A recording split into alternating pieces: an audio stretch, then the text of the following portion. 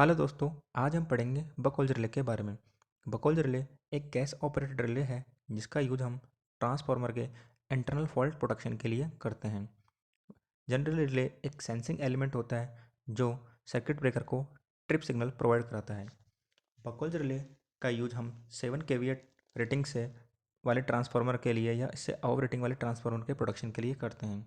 इसका यूज हम 500 kVA वाले रेटिंग के ट्रांसफार्मर के लिए भी कर सकते हैं, लेकिन अगर इसकी रेटिंग इससे बिलो है तो यह प्रोडक्शन अनइकोनॉमिकल हो जाता है। बकौल्ज रिले में बकल्स रिले को हम कंजर्वेटर तथा मैन टैंक के बीच में कनेक्ट करते हैं।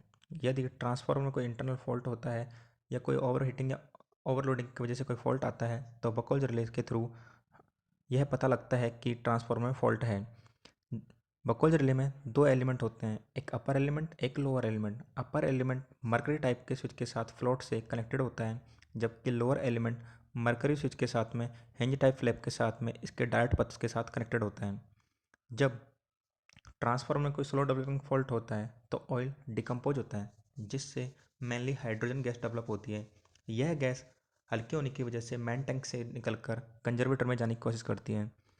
कंजर्वेटर में जाने से पहले यह बकौल्ज रिले में आती है। बकौल्ज रिले में यह ऑयल के ऊपर चली जाती है।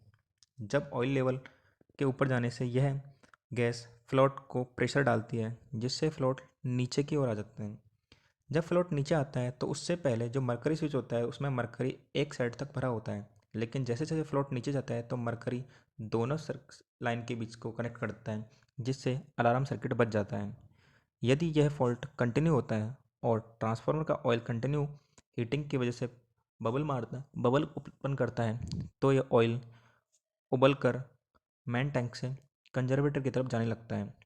ऑयल का प्रेशर इतना हाई होता है कि वह लोअर एलिमेंट पर प्रेशर डालता है, जिससे लोअर एलिमेंट का मरकरी स्विच कनेक्ट हो जाता है और यह सर्किट को ट्रिप कर देता है।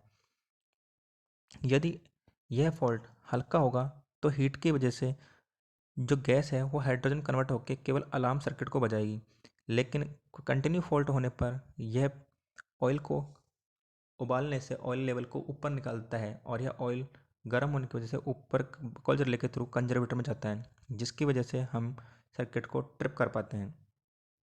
बकौल्ज रिले के कुछ एडवांटेज हैं कि जैसे यह ट्रांसफर प्रोटेक्शन का सबसे सिंपल फॉर्मेट है तथा यह ट्रांसफार्मर के इंटरनल फॉल्ट या स्लो डेवलपिंग फॉल्ट का पता लगा सकता है।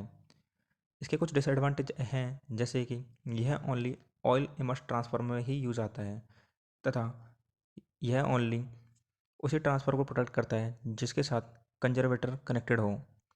हम ट्रांसफार्मर बकौल्ज रिले का यूज ट्रांसफार्मर के साथ कनेक्टेड केबल्स के लिए यूज नहीं कर सकते। केबल प्रोटेक्शन के लिए हमें सेपरेट सिस्टम को अप्लाई करना पड़ता है।